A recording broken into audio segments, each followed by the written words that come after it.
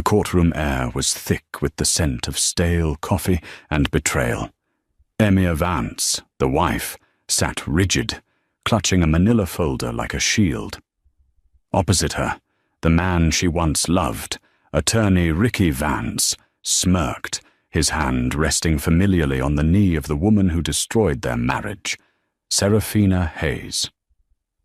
When the judge mentioned alimony, Serafina let out a loud, mocking laugh, a sound that sliced through the silence. Ricky just shrugged. They thought they had won. They thought Amaya was a fool, but they hadn't accounted for the small, innocuous USB drive tucked deep inside that folder. In the next stunning moments, that laugh would turn into a gut-wrenching sob, as the cold, hard truth of their private lives was broadcast for the world, and the judge to see.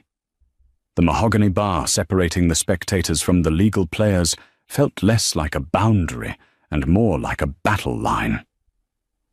On one side, Emir Vance, 42, impeccably dressed in a tailored charcoal suit, a choice made to project control she barely felt, sat beside her lawyer, Miss Evelyn Reed, a woman whose reputation for quiet, surgical precision in family law was legendary in Boston. On the other side, Ricky Vance, 50, an established real estate attorney whose slicked-back hair and custom-made Italian suit spoke volumes about his success, despite his current moral failings. Next to him was his own attorney, and, conspicuously, the cause of the entire proceedings, Serafina Hayes. Serafina was a stunning 28, dressed in a fashionable pale blue silk dress that seemed deliberately chosen to highlight Emir's more severe attire. She wore a self-satisfied expression, a slight upturn of the lips that Emir recognized as the smirk of a spoiled child getting their way. She and Ricky had been inseparable in public for months, since he moved out of the grand colonial home they had spent 20 years building together. Now they sat less than 10 feet away, their bodies angled toward each other, displaying a casual intimacy that was meant to wound Amaya. And it did. The proceedings were already a disaster for Amaya, at least from a financial standpoint. Ricky, being a savvy lawyer himself, had systematically and legally shielded most of his significant assets: the partnership stake in the firm of Preston, Vance and Associates, the stock portfolio, the Cayman Island Trust. He was arguing for a minimal spousal support package, claiming Emir had ample opportunity to restart her career after their children, Jack and Clara, had grown, a career she had willingly set aside for his professional ascent and their family life. Mrs. Vance, Ricky's attorney, Mr. Douglas Finch, droned, his voice utterly devoid of emotion. "You have confirmed that you have not been actively employed for a continuous period of 18 years. While we acknowledge your significant contribution to the household, Mr. Vance has proposed a generous 2-year rehabilitative alimony package, structured on a declining scale, which should be more than sufficient to allow you to re-enter the workforce." Emir's hand tightened around the manila folder. "Generous," she whispered, the word laced with acid. Miss Reed leaned in. "Emir, don't take the bait. Let me handle this." Ricky, however, couldn't resist. He leaned toward Serafina, his voice a stage whisper, audible in the near silence of the courtroom. "Generous is an understatement, darling. She'll have to give up the West Elm and get an actual job." Serafina let out a short, sharp burst of laughter, a sound that Emir would forever associate with the complete and utter dismissal of her 20 years of sacrifice. It was this sound, the mistress's laugh, that broke the last thread of Emir's composure. Judge Alistair Croft, a man whose face was a map of judicial fatigue, banged his gavel softly. "Mr. Vance, I must ask you to keep your comments to yourself. We are in a court of law, not a tea party." "Apologies, Your Honor," Ricky said, his expression instantly contrite. but his eyes, when they flashed to Emiya, held a defiant smugness. Ms. Reed rose, her posture demanding attention. "Your Honor, my client's 18 years were spent managing Mr. Vance's entire domestic and social life, essentially serving as his unpaid chief of staff, which was instrumental to the growth of his career and his firm's reputation. Moreover, the proposed agreement is based on Mr. Vance's declared income, which we believe to be significantly understated. We have evidence, circumstantial but compelling, that Mr. Vance has been diverting funds from his personal accounts into a third-party account under the guise of consulting fees to lower his taxable income." Finch scoffed. "Objection, Your Honor. Wild speculation. Mrs. Vance has no financial training, and her claims are baseless." "Sustained," Judge Croft ruled. "Ms. Reed, unless you have irrefutable proof of financial malfeasance, we must proceed with the declared financial statements." It was the moment. The defeat was palpable. Emiya felt her chest constrict. She knew Ricky was hiding money. She knew he and Serafina were already living a luxurious life, funded by his secret accounts. She felt the despair of being outmaneuvered by the very man she had dedicated her life to building up. Ricky caught her eye then, a triumphant gleam in his gaze. He mouthed two silent, devastating words. "It's over."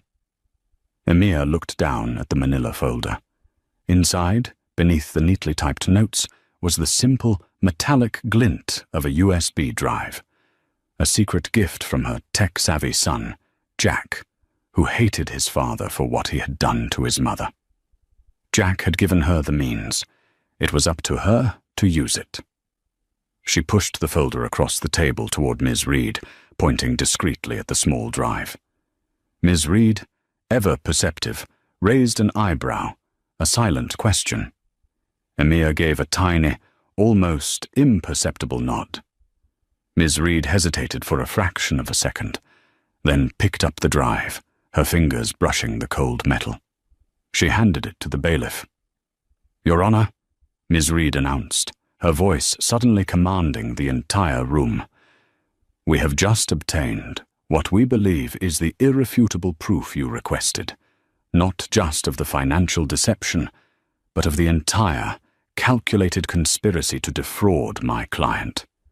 We respectfully request permission to enter this footage into evidence and play a brief, relevant portion now."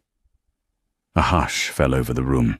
Ricky and Serafina exchanged a look of bewildered annoyance. Finch leapt to his feet. "Your Honor, we object. This is harassment. We have not had time to review this evidence. It could be anything. Doctored video. An invasion of privacy. This is merely a tactic to delay the inevitable settlement."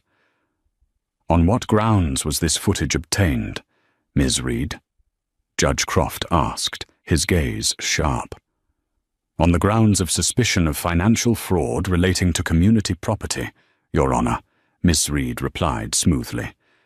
"We believe it illustrates the nature of the relationship and, critically, confirms the financial shell game Mr. Vance has been operating." Judge Croft pondered for a long, agonizing moment.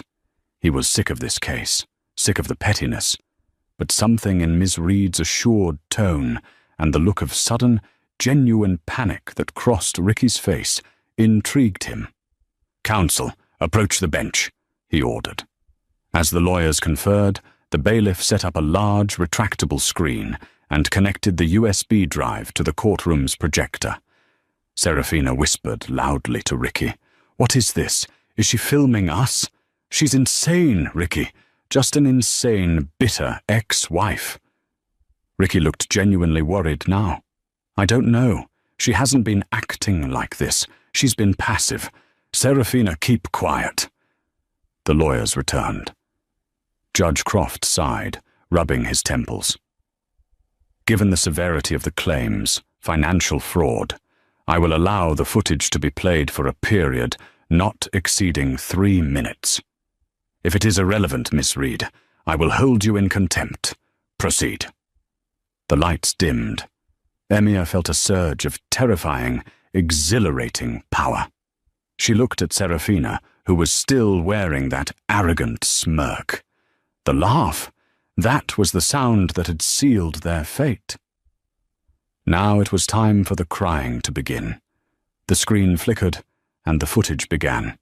The courtroom, moments ago, a sterile environment of legal maneuvering, became a cinema of private betrayal. The image that flooded the screen was not high definition, but it was clear enough. A lavish, modern kitchen. Serafina Hayes's new downtown penthouse, which Ricky claimed was leased in the firm's name for client entertainment. The camera angle, cleverly hidden inside a high-end espresso machine, Jack's genius contribution, provided a wide view of the granite countertop and the expansive cityscape, visible through the floor-to-ceiling windows. The date stamp in the corner read 3 weeks prior. The audio, initially muffled by the hum of the refrigerator, suddenly sharpened. Ricky Vance walked into the frame, holding a crystal tumbler of scotch. He was relaxed, tie loosened, a look of profound satisfaction on his face. Serafina followed him, wearing a silk robe.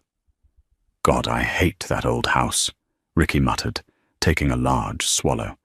"It feels like a museum dedicated to misery. I swear the only thing Amaya ever truly loved was that damn rhododendron bush by the front steps." Serafina giggled, leaning into him.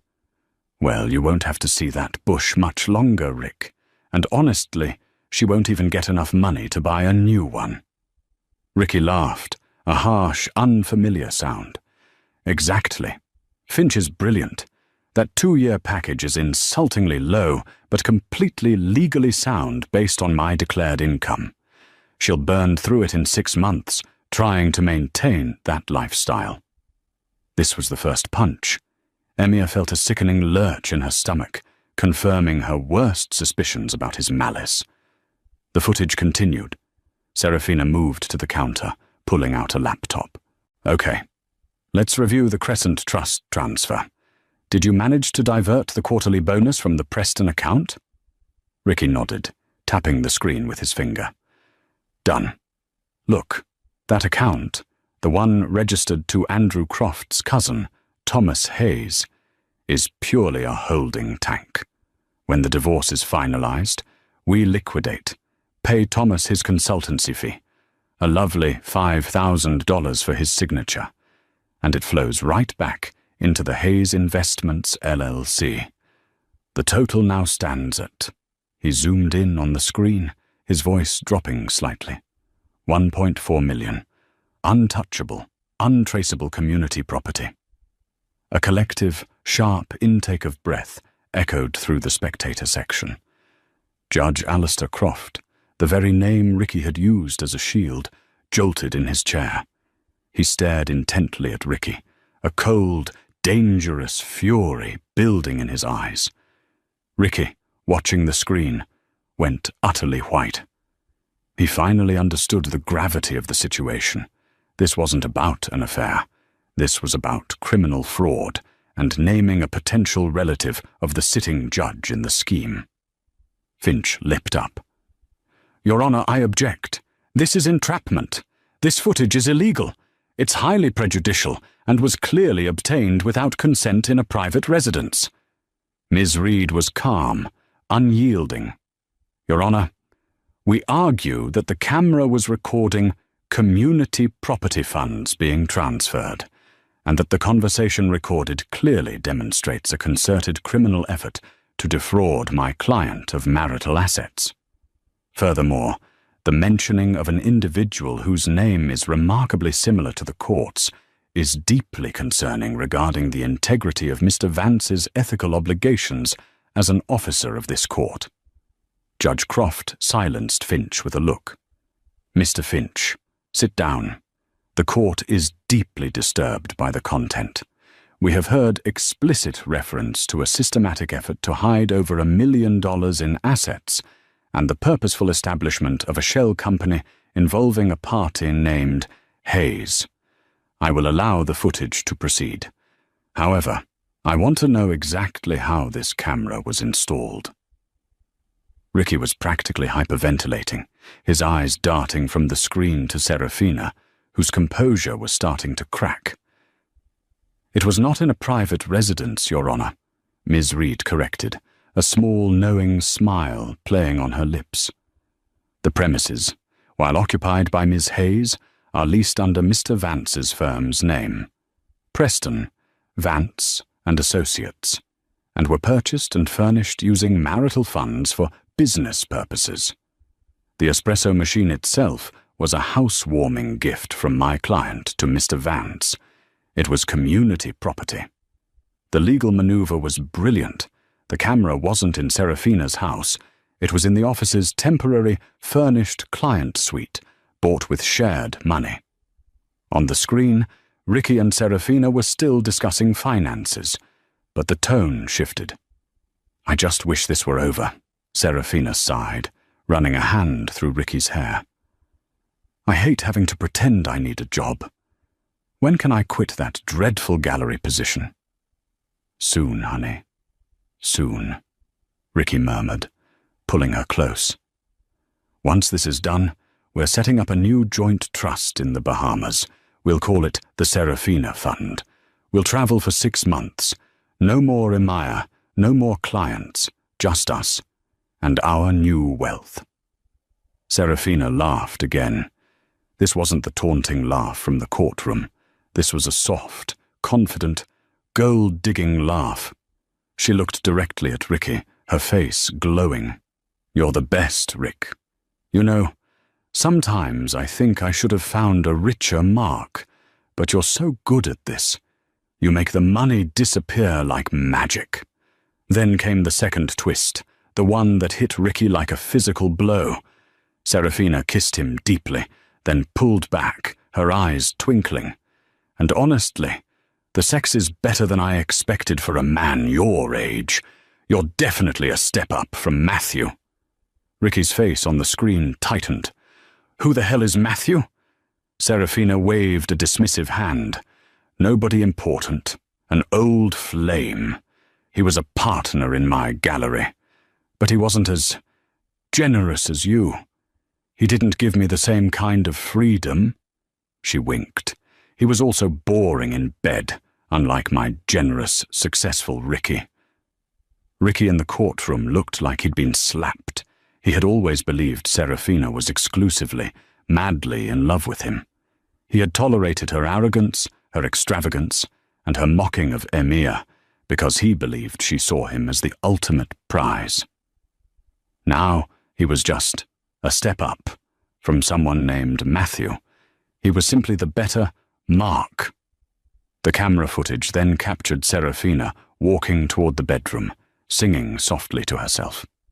As she passed a window, she stopped, seemingly addressing her reflection, but the microphone picked up her clear, casual voice. "Just a few more weeks of pretending to be in love. Then it's yachts and zero tax status. Sorry, Emir. You should have been less trusting." She made a face, a grotesque grimace of false sincerity, and then walked out of sight. The footage ended. The lights came up slowly. The silence was profound, suffocating. Ricky Vance was slumped in his chair, not merely defeated, but shattered. His betrayal of Emir was overshadowed by Serafina's calculated, transactional betrayal of him.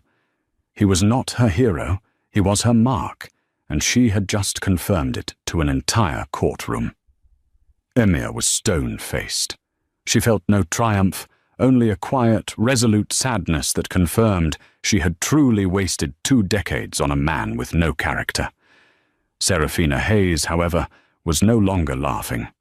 Her face was contorted in horror. Her perfectly applied makeup streaked as tears started to fall, heavy and fast. The realization that her private, cruel words, the casual admission of her mercenary intentions, had been broadcast to a judge who was likely related to the very person mentioned in the financial fraud scheme, was too much. "Your Honor," Ms. Reed stated, cutting through the silence like a scalpel. The footage proves not only calculated financial fraud amounting to over $1 million, but also establishes the clear intent to deceive, which may constitute undue influence on Mr. Vance.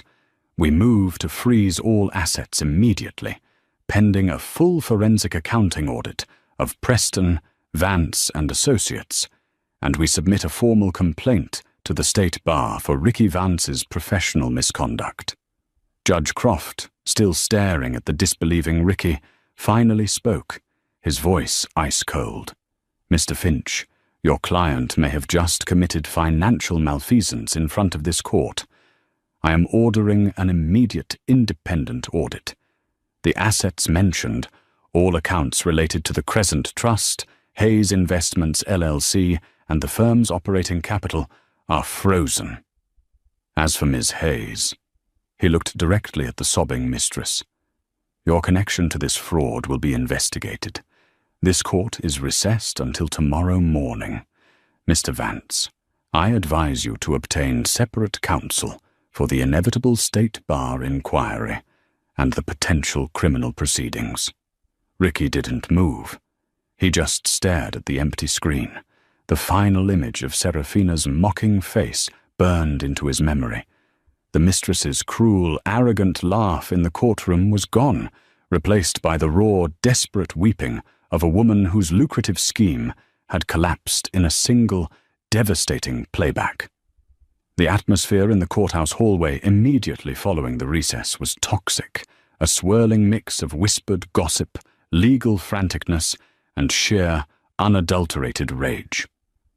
Amaya and Miss Reed slipped away quickly through a side door, leaving the legal teams and the disgraced couple to navigate the fallout. Ricky Vance was in shock, his successful, ordered world having imploded in 3 minutes of grainy video.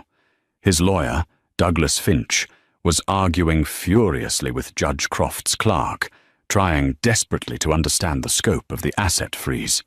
Serafina, still crying hysterically, clung to Ricky's arm, not out of affection, but out of fear. "Ricky, you have to fix this. They can't do this. That was private. You promised me everything was protected, that Emia was too stupid to find anything." Ricky finally found his voice, and it was a low, dangerous growl. He ripped his arm away from her grasp. "Stupid. She didn't find it, Serafina. Our son Jack found it. And you utter, narcissistic idiot. You were talking about other men. You were gloating about setting me up. You called me a mark in the most public way imaginable." Serafina's tears instantly dried, replaced by defensive fury. "Oh, so that's what this is about? My honesty? You just found out you weren't the only one. Grow up, Ricky.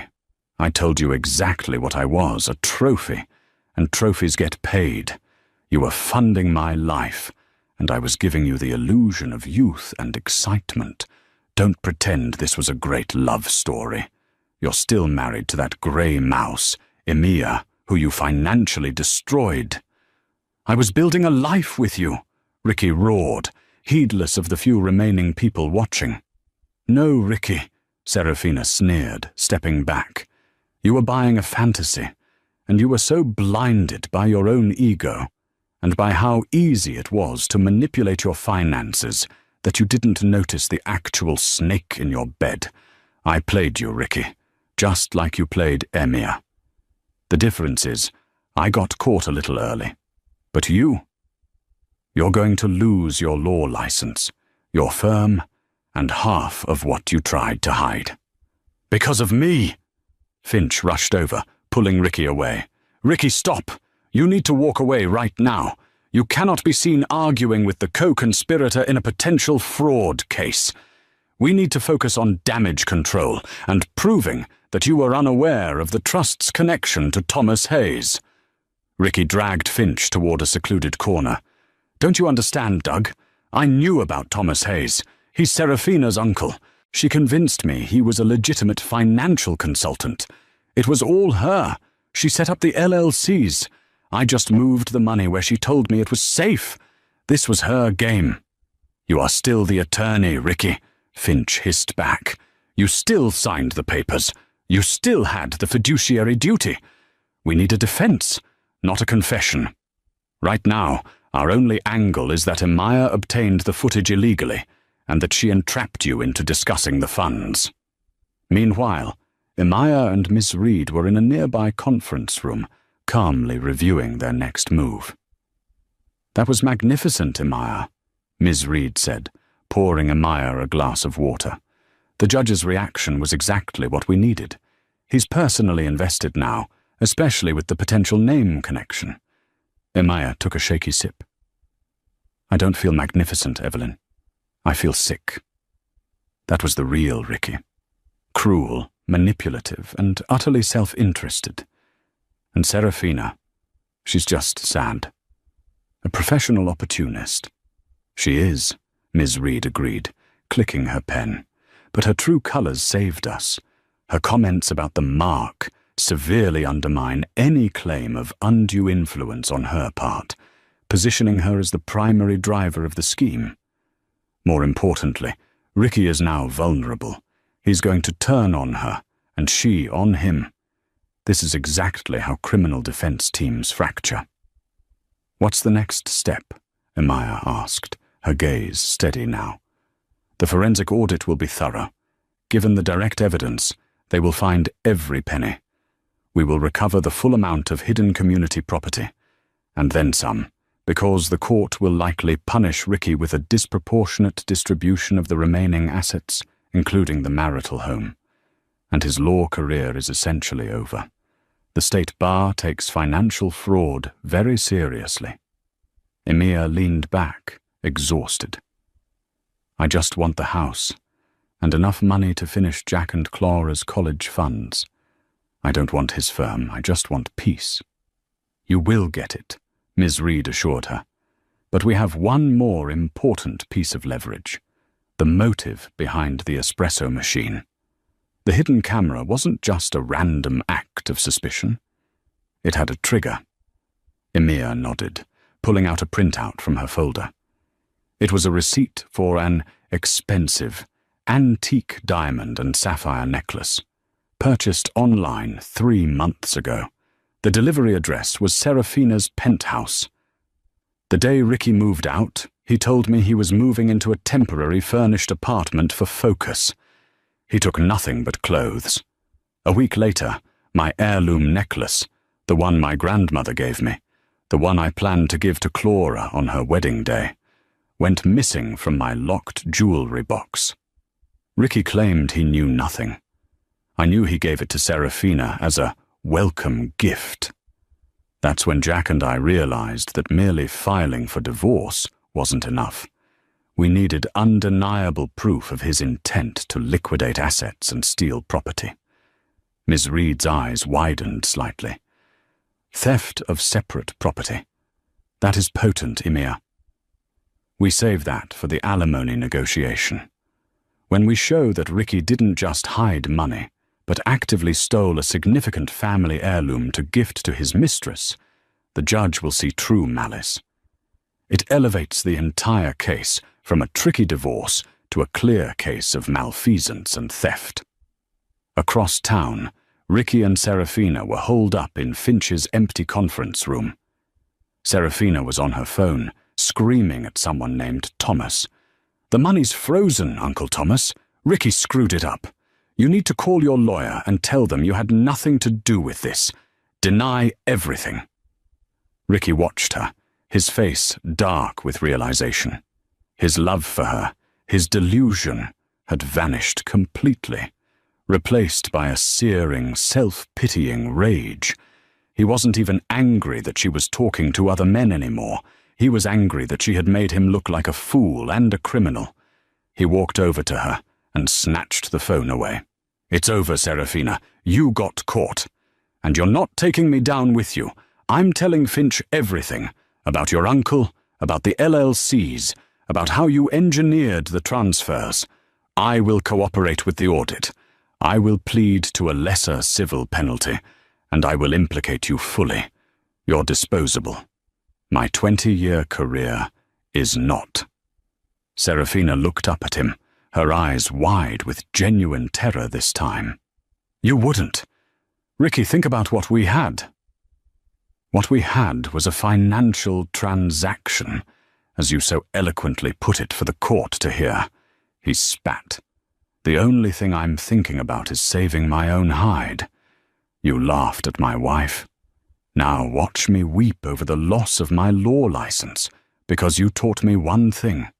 Always choose yourself first. He threw the phone onto the plush carpet. The sound of the plastic cracking was definitive. The brief, passionate, destructive affair was officially over, ending not with a whimper, but with the sound of a lawyer throwing his mistress under the bus to save his own career. The next 2 weeks were agonizing for Ricky and Amaya, albeit for vastly different reasons. For Amaya, it was the quiet relief of watching justice unfold. For Ricky, it was the slow, brutal dismantling of his entire professional life. The court-ordered forensic audit team, led by the stern, silver-haired Mr. Elias Thorne, descended upon the offices of Preston, Vance and Associates. The direct evidence from the camera footage, specifically the names of the shell companies and the dates of the transfers, gave Thorne's team a surgical precision.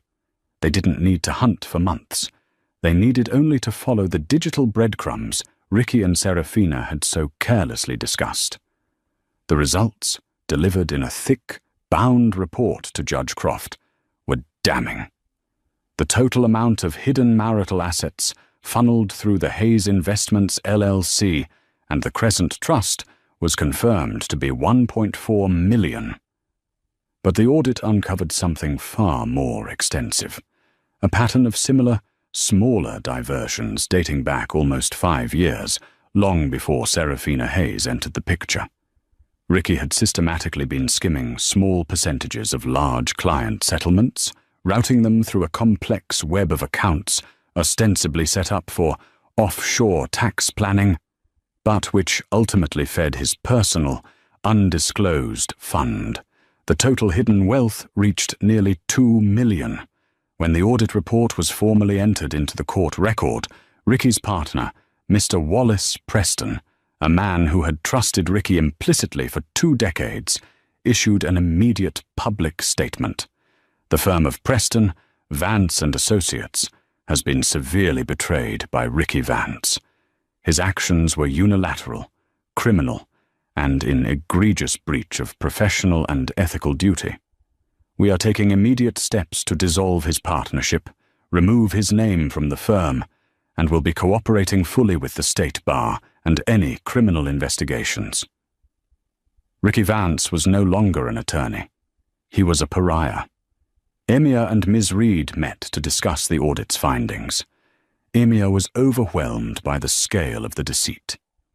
5 years, Evelyn, Emir whispered, looking at the summary sheet. He started this 4 years before he even met Serafina. She didn't teach him to be a cheat. She just gave him a bigger reason to be one. Precisely, Miss Reed confirmed. This changes the narrative. Serafina was not the origin of his corruption. She was merely the catalyst for the final, biggest fraud. Ricky Vance is a career financial predator. But this new information gives us immense leverage in the settlement phase. We can pursue not just the marital split of the $2 million, but punitive damages for his years of deceit. Emir nodded, but her gaze was drawn to a different page in the thick document, an expense report from 5 years ago. It detailed a series of extravagant hotel stays and fine dining in New York City, all billed to a client acquisition account. The dates were peculiar. Wait, Emir said, tracing the dates with her finger. Look at these expenditures. They are from October 2020. Ms. Reed checked the date. Yes. What about them? That was the year Clara, our daughter, had her spinal fusion surgery. It was a terrifying time. Ricky was supposed to be in Houston with us, at the clinic. He told me he had an unavoidable emergency arbitration hearing in New York for the Sterling acquisition case. He said the firm was depending on him. Emia's voice was flat, devoid of emotion, the kind of stillness that preceded a catastrophic emotional break. She pulled up an old text message on her phone, showing the screen to Ms. Reed. The text was from Ricky to Emia, dated October 14th, 2020. "So sorry, honey. The Sterling meeting ran late. Major client crisis. Love you and Clara. Be there tomorrow afternoon. Flight permitting." Emia matched the date on the text to the hotel receipt.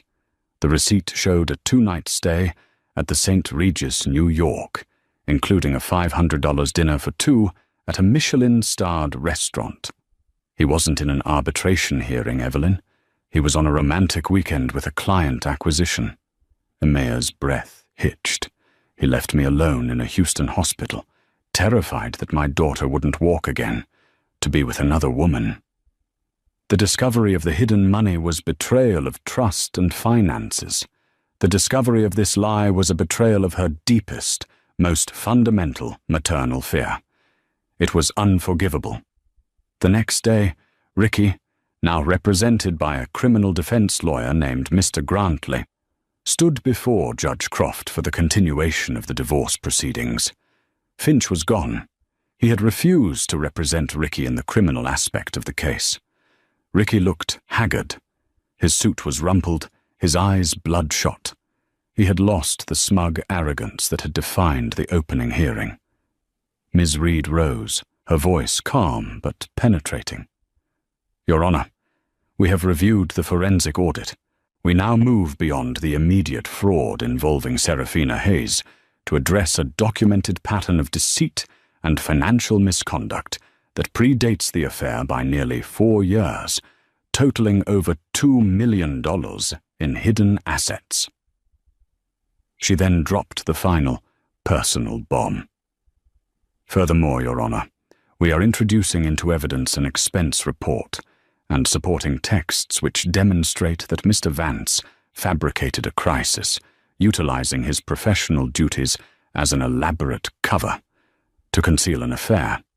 This incident occurred at a time of extreme vulnerability for my client and her family. On the dates of October 14th and 15th, 2020, when Mr. Vance claimed to be in an essential emergency arbitration in New York, he was in fact on a luxurious holiday with an unnamed associate. This was the exact time his minor daughter, Clara Vance, was undergoing a critical spinal fusion surgery in a hospital 1,000 miles away. A gasp rippled through the gallery. Judge Croft's expression hardened further. This wasn't just about money anymore. It was about monstrous moral failure. "Mr. Grantley, do you contest the authenticity of these records?" Judge Croft asked, his voice low. Grantley, a seasoned criminal lawyer, knew a losing battle when he saw one. "Your Honor, we do not contest the authenticity of the firm's expense reports or the text messages. We submit that, while these facts speak to poor judgment, they are not strictly relevant to the distribution of marital assets." "I disagree, counsel," Judge Croft stated firmly.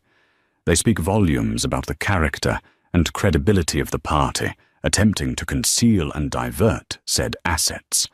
They speak to the entire history of the marital estate and the financial abuse perpetrated upon Mrs. Vance. This behavior is profoundly relevant to any claim of fault and will certainly factor into the final distribution." Ricky closed his eyes, his head dropping to his chest. The old lie, the lie he had considered a necessary evil to cover a quick fling, had now surfaced years later to destroy him utterly. It was far more devastating than the Serafina footage. The Serafina footage ended his career. The old lie ended his reputation as a father and a man. Emia watched him, and for the first time, the stone wall around her heart cracked. Not with sadness, but with a profound, final sense of clarity. The man she had loved had never existed. The atmosphere in the court for the next session was tense. The evidence of Ricky's systemic fraud and personal cruelty was now public record. The focus shifted from proving the fraud to determining the remedy and finalizing the separation of the marital estate. Emia and Ms. Reed knew they had Ricky boxed in financially, but there was one loose end: the stolen diamond and sapphire necklace. Proving theft would reinforce the punitive damages. As the hearing commenced, Ricky's criminal defense lawyer, Mr. Grantley, stood to address the court, attempting to minimize his client's personal culpability. Your Honor, Mr. Vance accepts the findings of the forensic audit regarding the undisclosed accounts. He is prepared to cooperate fully in the distribution of these marital assets. However, we contend that the immediate catalyst for the majority of the recent transfers was undue influence exerted by Ms. Serafina Hayes, who has since confessed to viewing Mr. Vance as a financial mark. Mr. Vance was manipulated. Miss Reed stood, a small, knowing smile on her face. The defense's attempt to paint Mr. Vance as a naive victim is contradicted by the 5 years of fraud that predated Ms. Hayes's involvement, Your Honor. Mr. Vance is no innocent, and since the defense wishes to discuss Ms. Hayes, the court should know that we are now prepared to address the matter of the separate property theft. She addressed Ricky directly.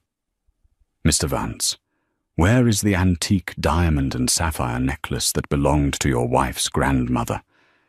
The one that disappeared from the marital home the week you moved out? Ricky shifted uncomfortably. He had anticipated this. I don't know anything about a necklace, Miss Reed. I haven't been in the house since I left. A woman in the gallery, a mature, elegantly dressed woman Emia vaguely recognized from Ricky's firm's social events, suddenly stood up. She was Mrs. Deborah Preston, the wife of Ricky's longtime partner, Wallace Preston. Judge Croft looked at her sharply. Ma'am, you must be silent in the gallery, or you will be asked to leave. Mrs. Preston held up a hand, addressing the judge with quiet authority. Your Honor, with respect, I believe I am a relevant witness in this matter. I request permission to offer testimony. Ms. Reed and Mr. Grantley exchanged shocked glances. Emia was baffled. Judge Croft, sensing the dramatic shift, agreed. Swear in the witness. Deborah Preston took the stand, her gaze unwavering as she looked at Ricky, who now looked truly terrified. He knew Deborah despised Serafina, but he couldn't imagine what she knew about the necklace. Mrs. Preston, Miss Reed began, how are you familiar with Mr. Vance and Ms. Hayes? Ricky was my husband's partner. Serafina was introduced as a junior consultant to the firm last year. I met them both socially, Deborah stated clearly. Do you know anything about a diamond and sapphire necklace? Deborah nodded. Yes, I saw it. About 3 months ago, I was having lunch with Serafina at the Ritz. She was flaunting a stunning antique necklace, boasting that her sugar daddy, her words, not mine, had given it to her as a promise of their future together. Did she say who the sugar daddy was? She didn't have to. Ricky walked in 10 minutes later and joined us, kissing her on the cheek and commenting on how beautiful the necklace looked on her. Ms. Reed pressed her advantage. Did she mention the origin of the necklace? Deborah hesitated, then looked straight at Emia. Yes. She gloated about it, actually. She said, and I quote, "It belonged to his mousy little wife's grandmother. He said she'd never wear it again, and it would look far better on someone who appreciates true luxury.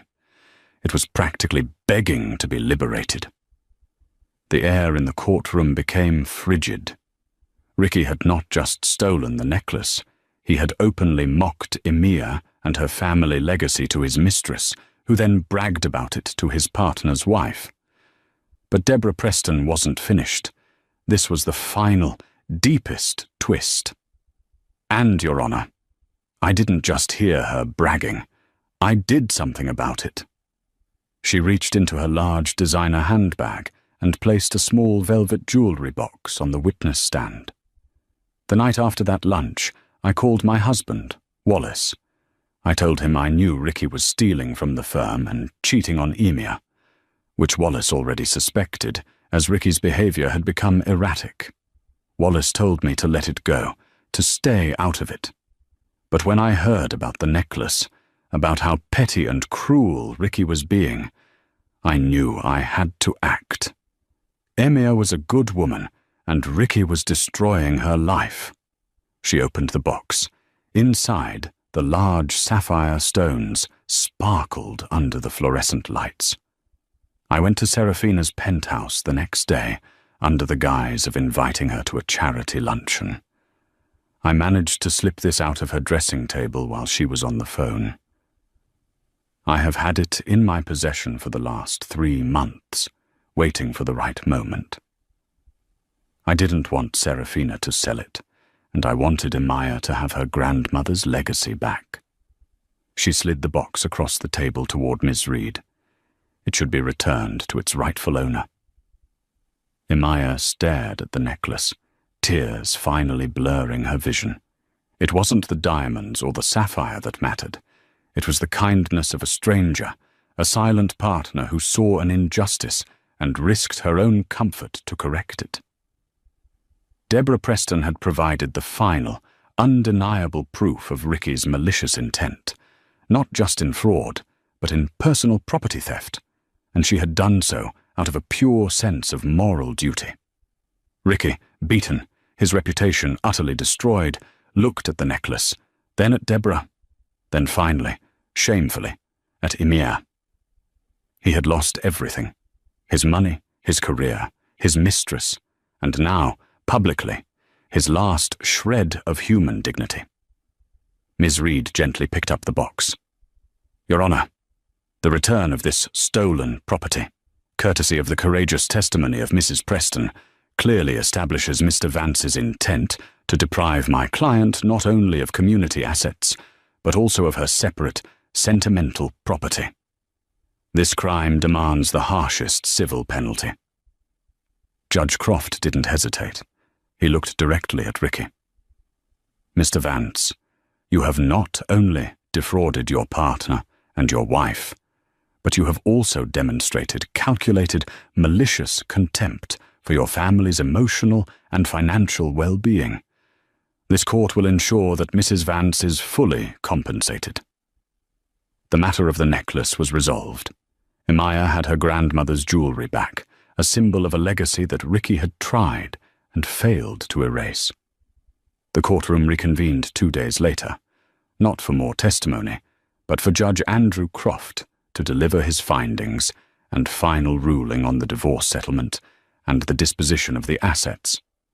The room was packed, the saga of the wealthy Boston attorney and the laughing mistress turned weeping co-conspirator having drawn significant media attention. Ricky Vance sat alone at the defense table, his criminal lawyer, Mr. Grantley, positioned slightly behind him, adopting a posture of resigned defeat. Serafina Hayes was conspicuously absent, having been advised by her own newly retained, separate counsel to avoid the courthouse entirely. Judge Croft, appearing more formal than ever, opened the session. He did not mince words. This case, Vance versus Vance, is unique not for the breakdown of the marriage, a common tragedy in this court, but for the calculated, systematic, and sustained financial abuse perpetrated by the respondent, Mr. Ricky Vance, upon the petitioner, Mrs. Emia Vance, and upon his professional partners. He spoke of the financial fraud first. The court accepts the findings of the independent forensic audit, confirming that Mr. Vance actively concealed over $2 million in marital assets over a period of 5 years, beginning well before the relationship with Ms. Serafina Hayes. The subsequent fraud involving Ms. Hayes was an escalation, not an aberration. This is clear and convincing evidence of financial malfeasance and willful dissipation of marital property. He then addressed the personal cruelty. The testimony regarding the stolen separate property, the antique sapphire necklace, and the testimony establishing Mr. Vance's callous fabrication of his whereabouts during his daughter's critical surgery on October 14, 2020, demonstrates a pattern of profound moral turpitude and calculated emotional abandonment. This behavior is unforgivable and is a direct attack on the petitioner's peace, security, and familial integrity. Ricky's face remained numb, but his jaw trembled. Judge Croft announced the financial distribution, a verdict that was designed to be both remedial and punitive. The hidden assets, $2,000. Due to the willful concealment and dissipation, the court awarded 100% of the recovered hidden assets to Mrs. Emia Vance. This was an unprecedented distribution, effectively punishing Ricky for the fraud by awarding the entire sum to the victim. The marital home, the primary residence, valued at $1.5 million, would be awarded solely to Mrs. Emia Vance. The court cited Ricky's use of the firm's funds and time to pursue his illicit relationship as a contributing factor to the marital breakdown, justifying the award of the home as part of the asset correction. Retirement and remaining accounts. The remaining legitimate marital retirement accounts and investments would be split 50-50 as standard. Total outcome: Emia Vance walked away with the family home, the full $2 million in recovered hidden assets, and half of the remaining liquid accounts, giving her not just financial security, but a substantial, well-deserved fortune. Judge Croft dismissed Ricky's initial proposal of a 2-year, declining rehabilitative alimony package. Given the petitioner's 18-year career sacrifice and the respondent's subsequent, deliberate, malicious attempts to financially cripple her, this court finds Mr. Vance entirely responsible for Mrs. Vance's current employment disadvantage. Mr. Vance will pay lifetime spousal support to Mrs. Vance, calculated at 35% of his current and future income, until such time as Mrs. Vance either remarries or the death of either party. The lifetime alimony was a crushing blow, ensuring that even if Ricky rebuilt a smaller private practice, Emia would always retain a significant share of his earnings. Judge Croft then delivered the most devastating judgment, effectively sealing Ricky's fate. The evidence presented, particularly the footage documenting the explicit conspiracy to defraud and the use of the firm's resources to fund criminal activity, has already been forwarded to the State Bar Disciplinary Committee and the District Attorney's Office. He paused, looking directly at Ricky. In civil proceedings, the court cannot impose criminal sanction, but it can recognize professional fault. The court finds that Ricky Vance, having deliberately misused his professional expertise and position as an officer of the court for criminal financial gain, is unfit to practice law. The State Bar will make the final determination, but for the purposes of this dissolution, Mr. Vance's financial capacity will be assessed against a significant reduction in earning potential due to this imminent professional demise. The verdict was absolute. Ricky was financially ruined, stripped of the vast majority of his wealth, forced to pay lifetime alimony, and facing imminent disbarment and criminal charges. Later that day, Emia stood in her kitchen, the one Ricky had called a museum of misery, sipping tea with Ms. Reed. "It's over," Emia said, the finality of the statement sinking in. "It is," Ms. Reed agreed, "and justice was served. You are secure, Emia. You have the house, the money, and your name is cleared of the implied madness Ricky tried to paint you with." They discussed the fate of the others. Ricky Vance. He was cooperating with the DA's office in hopes of avoiding jail time, likely facing severe probation, massive financial penalties, and certain disbarment. He was last seen moving into a small, rented apartment, abandoned by his former life and career. Serafina Hayes. She had been forced to liquidate all assets Ricky had given her, and she was under investigation for her role in the financial fraud. Her uncle, Thomas Hayes, was also implicated. The gold-digging fantasy had crumbled, leaving her facing not luxury, but significant legal debt and the loss of her social standing. The laugh had indeed turned into a permanent, crushing financial woe. Deborah Preston.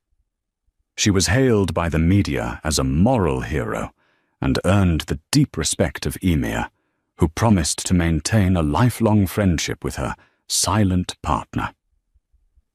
Emir looked at the mahogany jewelry box on the counter, containing the retrieved sapphire necklace. She hadn't just gotten her money back. She had reclaimed her dignity and self-respect.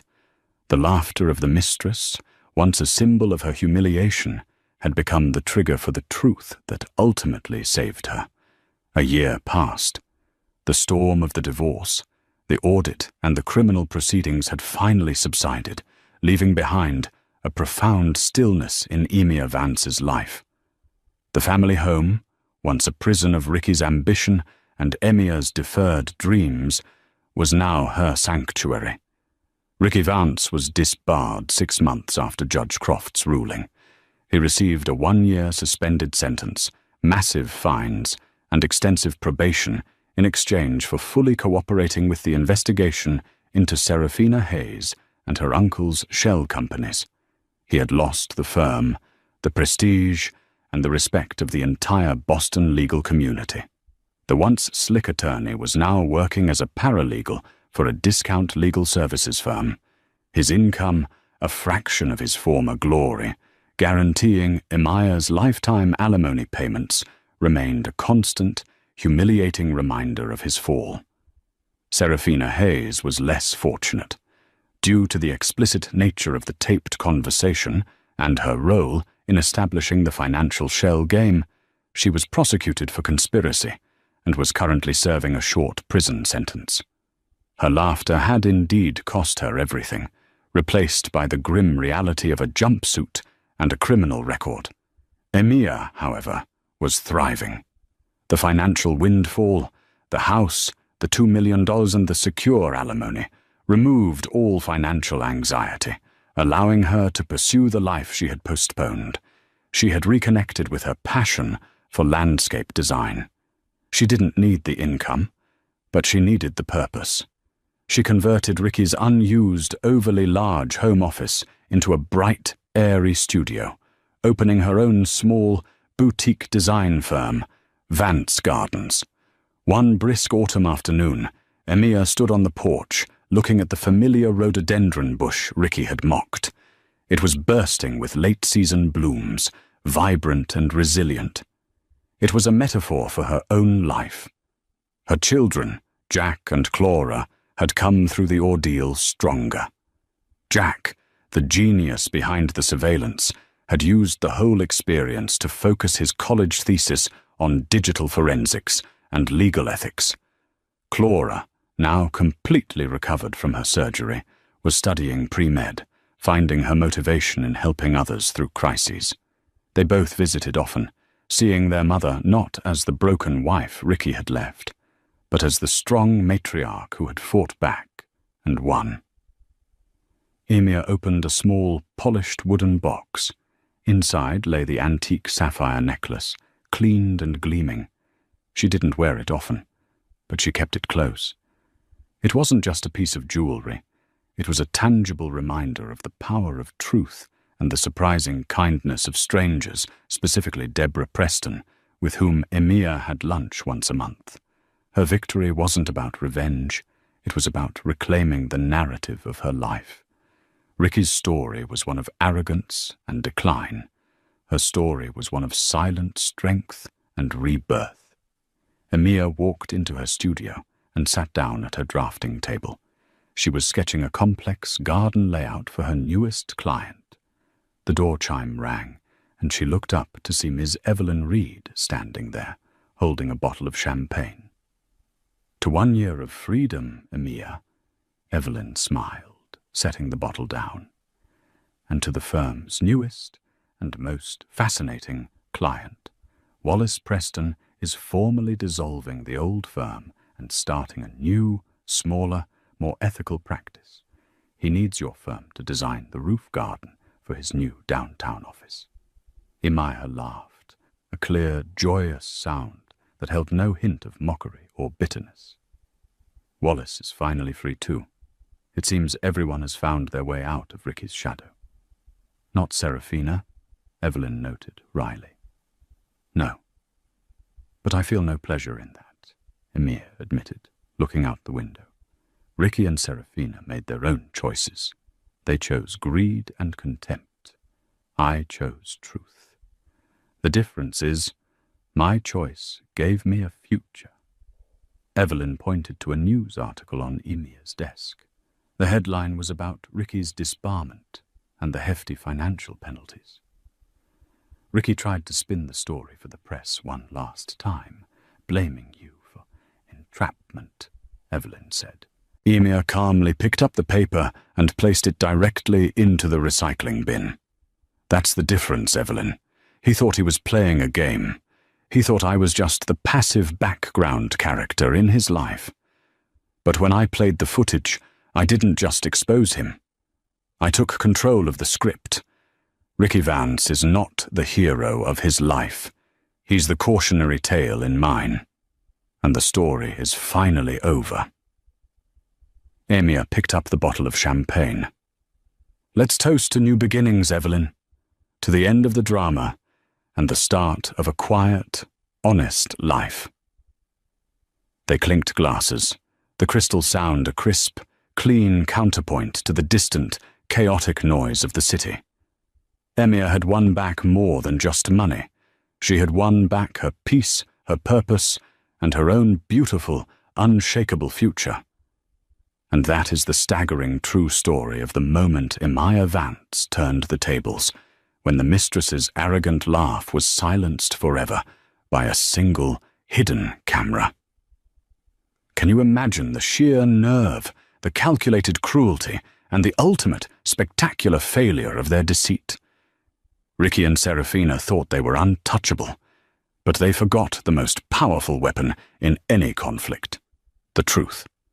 The hidden camera footage didn't just win a divorce, it exposed a criminal conspiracy and reclaimed a woman's entire future. If this story of betrayal, revenge, and ultimate redemption shocked you, smash that like button. Let us know in the comments below. What was the most shocking betrayal you witnessed in this courtroom drama? Share this video with someone who needs a reminder that the wicked never prosper.